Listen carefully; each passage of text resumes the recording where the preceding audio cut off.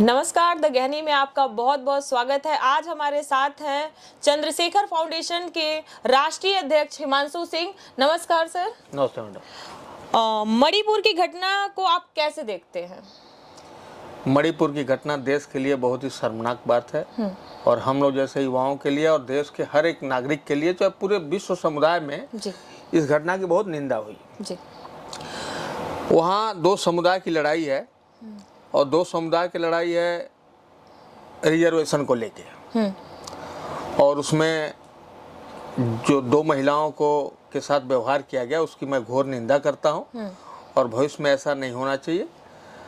और वहाँ पे दो समुदाय जो अपने रिजर्वेशन की लड़ाई लड़ रहे हैं, उसके साथ साथ कुछ और भी बातें हैं जो कि अभी तक कोई भी देश का और या प्रदेश का नेता अभी तक बोला नहीं।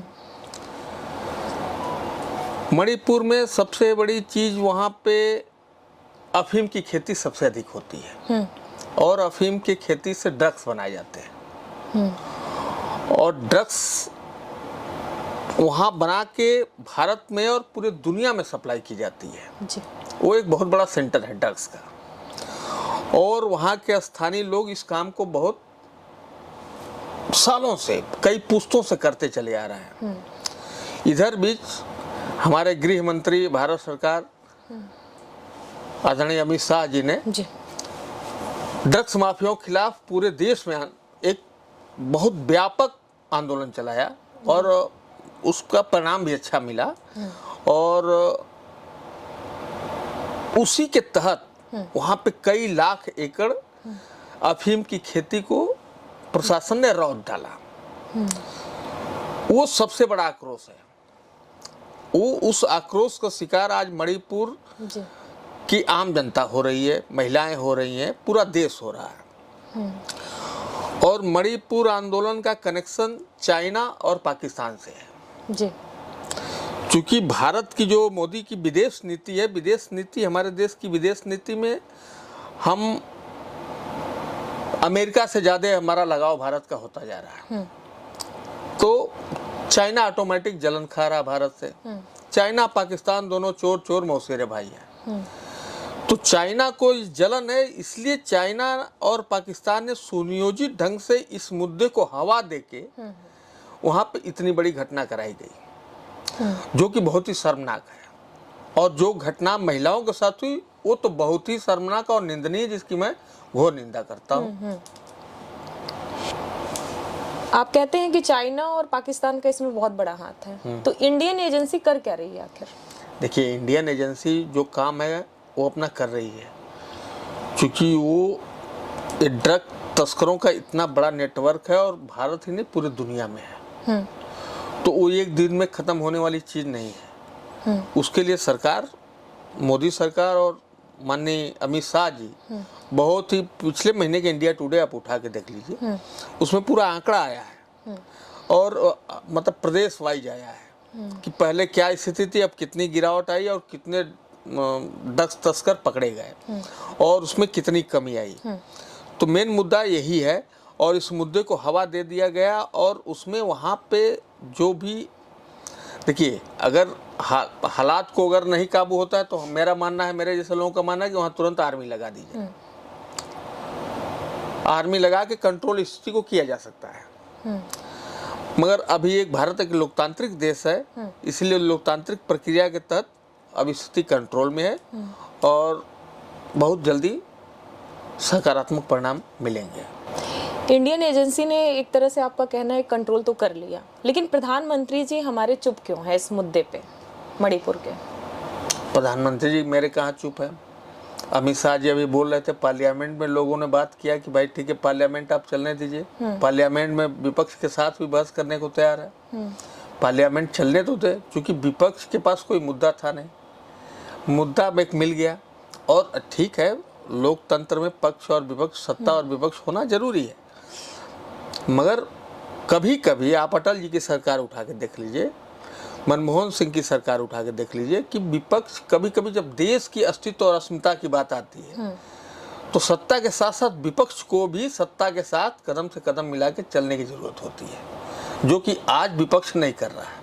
आज देश इस स्थिति में मणिपुर है, आज विपक्ष को सत्ता के साथ कदम से कदम मिला के टेबल टॉक करके उस मामले को हल करने की जरूरत है, न कि सरकार की टांग खींचने की जरूरत है। विपक्ष का कहना है कि वो संसद में आके बोलते नहीं, 78 दिन बाद उनकी चुप्पी टूटी, उस पे क्या कहेंगे आप? 78 दिन बाद कहाँ चुप्पी टूटी? अमित शाह जी का सबसे पहले बयान आया था। दो पुरुषों की वर्चस्व की लड़ाई में महिला की इज्जत को तार-तार क्यों किया जाता है? देखिए, ये तो बहुत महत्वपूर्ण क्वेश्चन आपने उठाया। आज ही नहीं, आप उठा के देख लीजिए कि द्वापर, त्रेता, कलयुग, सतयुग, हर युग में महिलाओं पे अत्याचार होते आए। कहीं द्रौपदी पे हुआ तो कहीं माता सीता पे हुआ है, और आज हमारे देश के हर एक बहन बेटी, और सबसे बड़ा मुद्दा जो आज देश में ही नहीं पूरी दुनिया में हर घर में माताएं, बहन बेटियां घरेलू हिंसा के शिकार हैं। कोई ऐसा घर नहीं जहाँ की घरेलू हिंसा, 99.9% घरों की बात मैं कर रहा हूँ कि हर जगह घरेलू हिंसा हो रही है। उस घरेलू हिंसा पे हर एक आदमी को सोचने की जरूरत है, हर एक पुरुष को चेतने की जरूरत है, उसके अंदर वो बदलाव लाने की जरूरत है, जो कि ये हिंसा ऐसी हिंसा होती है। हम लोग समाज सेवी आदमी हैं, हम लोग पास आती हैं महिलाएं, अपने बातों को बताती हैं, क्योंकि नाम मैं डिस्क्लोज नहीं कर सकता, क्योंकि किसी की इज्जत है, प्रतिष्ठा है। बिल्कुल। मगर बहुत गंभीर स्थिति है समाज की।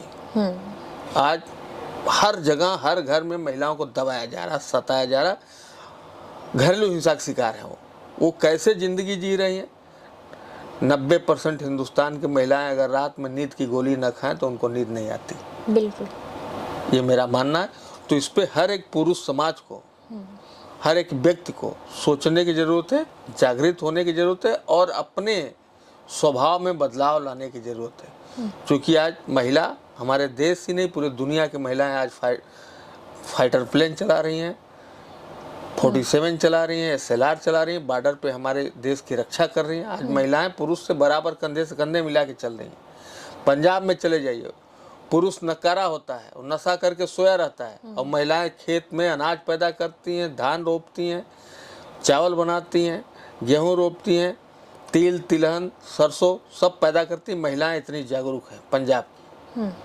तो इसलिए उन महिलाओं को मान सम्मान सुरक्षा देने की जिम्मेदारी हर एक पुरुष की है और सरकार की है। फिर भी उनके साथ दुराचार होते ही रह रहा है। हाँ, तो इसको रोकना है। सशक्त तो है महिलाएं, सुरक्षित कितनी है हमारे देश में? देखिए, महिलाएं सुरक्षित अपने आप को, कोई भी व्यक्ति अपने आप को इतनी दृढ़ इच्छा शक्ति हो कि वो अपने आप को मजबूत फील करे। और सबसे बड़ी चीज है कि महिलाएं संकोची होती हैं। वो संकोच में बहुत सारी चीजों का रिवोल्ट नहीं कर पाती। जैसे घर में ही घरेलू हिंसा हो रही है तो बात को ही दबा देती हैं कि पड़ोसी न जाने, वो कॉलोनी के लोग न जाने, मोहल्ले के लोग न जाने, शहर के लोग न जाने। तो इससे क्या है कि घरेलू हिंसा का ग्राफ बढ़ता जाता है। अगर वो तुरंत उसको दबाने की कोशिश करें, या तुरंत प्रशासन है, हाँ प्रशासन है, 112 नंबर है, उस पर आप फोन करो।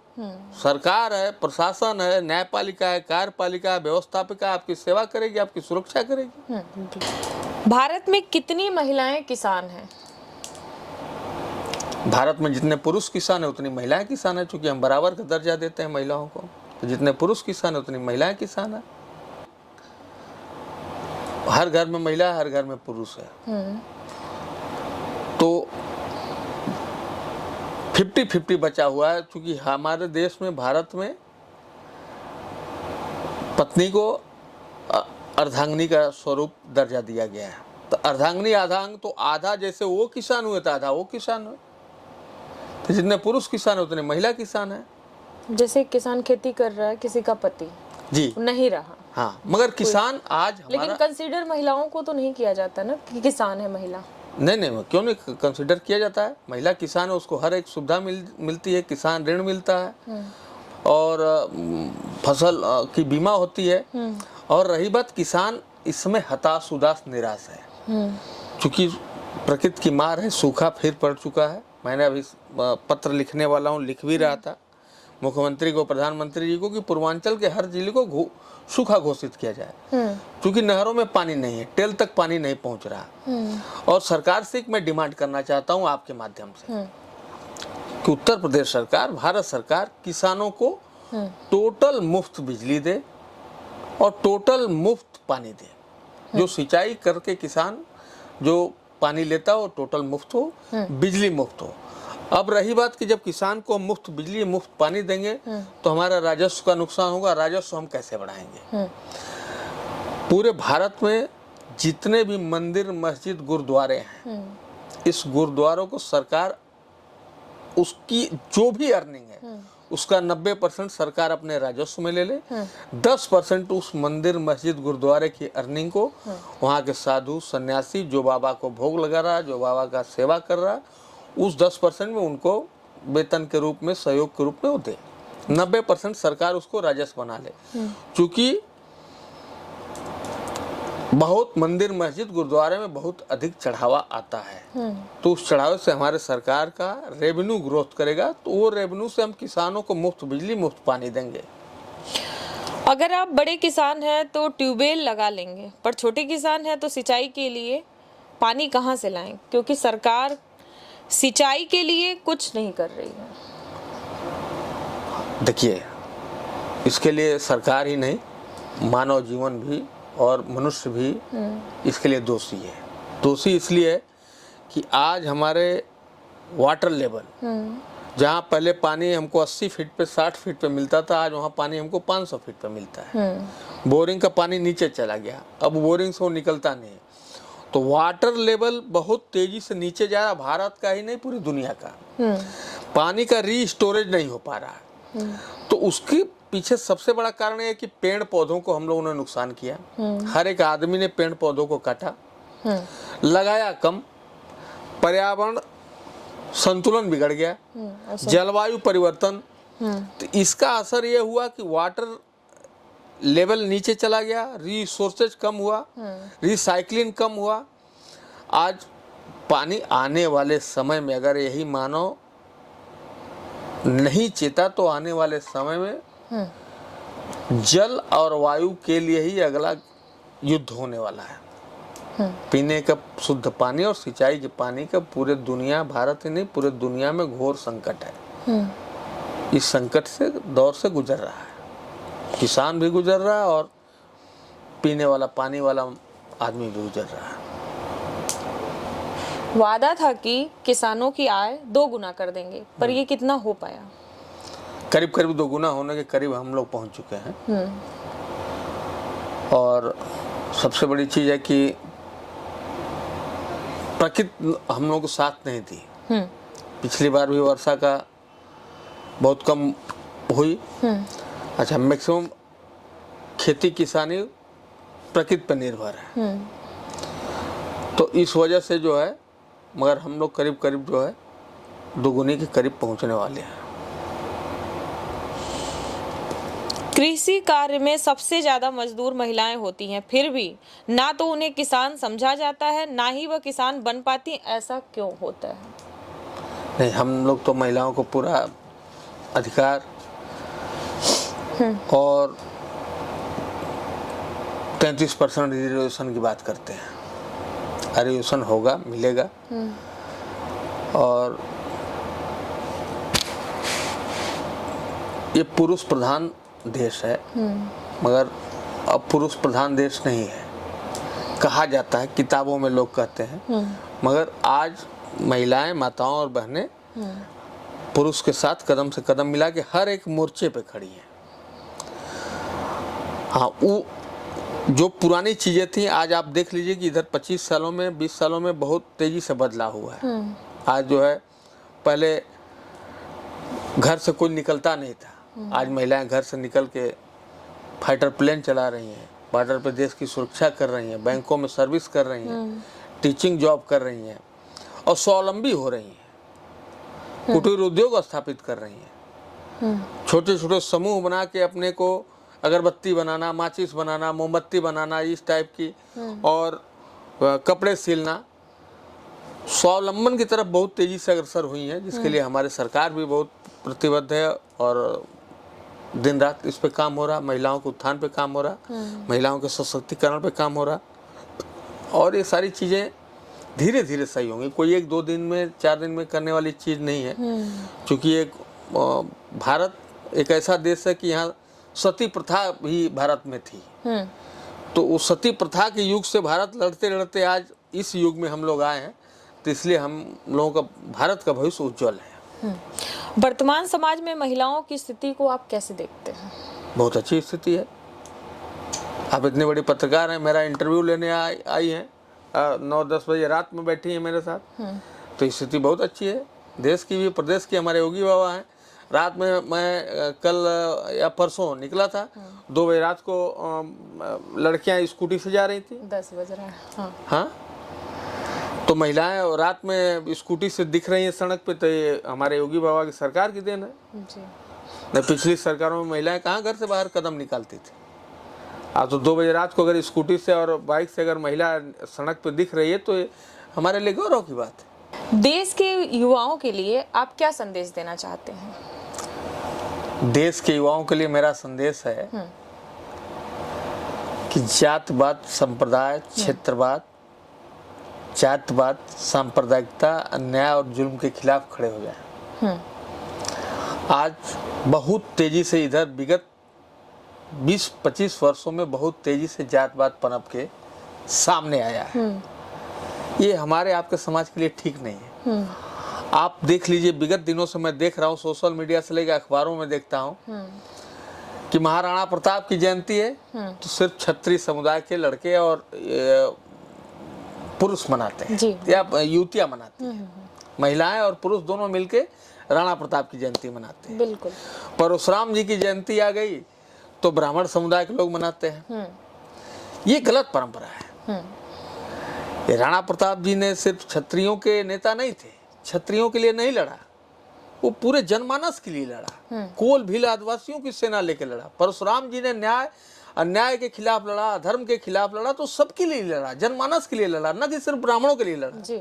तो हर जात, हर धर्म, हर संप्रदाय के लोगों को मिलके महापुरुषों की जयंती मनानी चाहिए।